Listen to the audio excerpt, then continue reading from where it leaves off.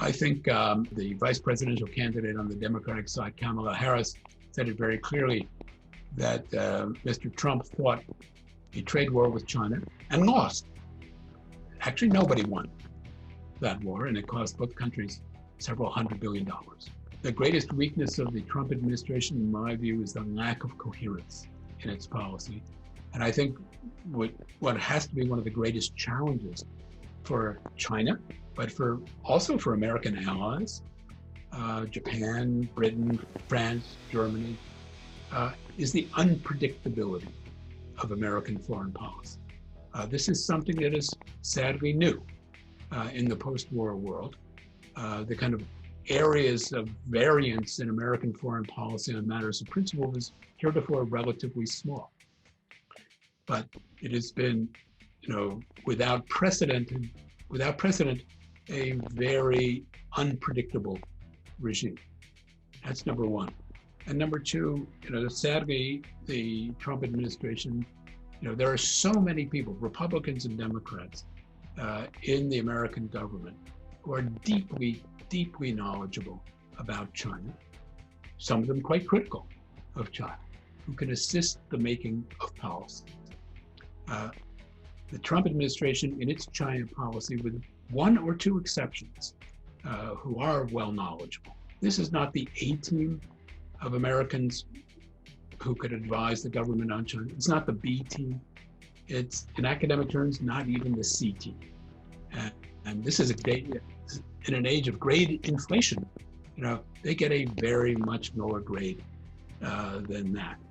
I do hope that a new American administration will bring a greater level of expertise and sobriety to China's American relations.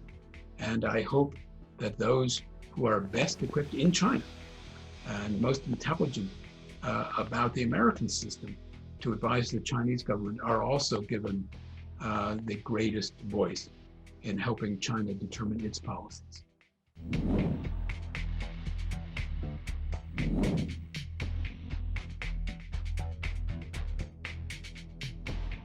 In the United States, you do have, sadly, and the coronavirus situation has exacerbated this, some who seek to paint all China with one brush and to blame China and Chinese for all sorts of problems. And for some, I don't think there's any doubt that there is, but it's a very small number, a racialist aspect of this. We in universities, but leaders of great American companies and so on, have fought back vigorously against this. We at Harvard sued the American government when it sought to keep international students from returning to our campus, the largest number of whom, from any single country, come to Harvard from China, and we prevailed in that regard. We've stood up to the American government because our values are those of welcoming the best in the world, irrespective of nationality, irrespective of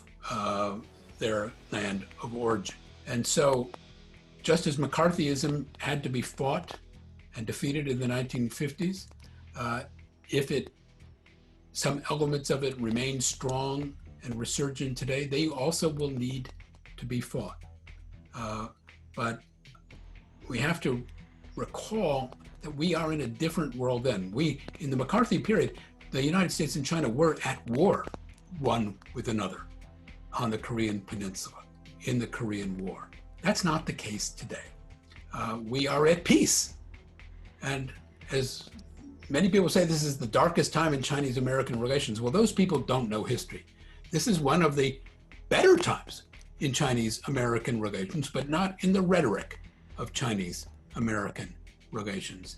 And rhetoric can cause damage of its own. It's time for a mature pullback on both sides from the rhetoric that has exacerbated the tensions between the two. I suppose many countries have the temptation, or governments have the temptation, to single out one foreign group and to use them as a target for mobilizing their own people against an external enemy. And some in the Trump administration see that as China.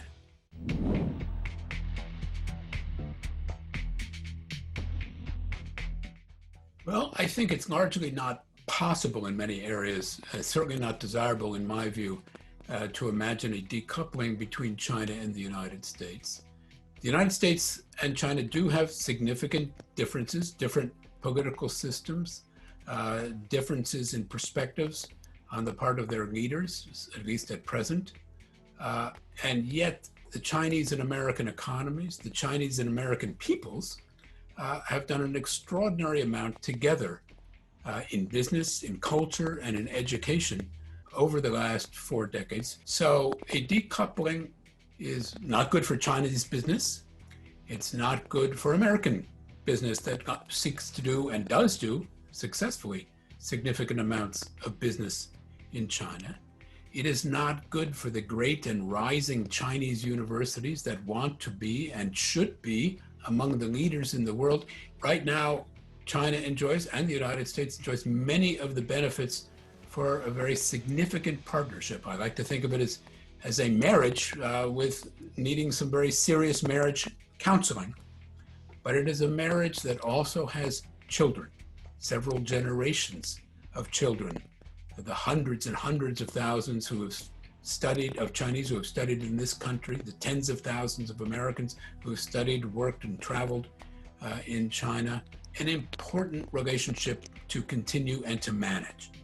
And last, I would say the cooperation between the United States and China is essential if the world is to address issues that need to be addressed and can only be addressed by the leading countries taking their responsibility, such as climate change, such as ongoing issues of security. All of these are critically important for the United States and China to find a way to work together. The last thing I will say is, when Nixon and Mao met in 1972, the shared interests of the United States and China were almost zero, not quite. There was just one shared interest, which was common antipathy to the Soviet Union. It was a strategic partnership, but a very limited one. Today, we have so many shared interests and very significant areas of disagreement, but so many shared interests that if we could work together in an era when we had almost none, surely we can do so today.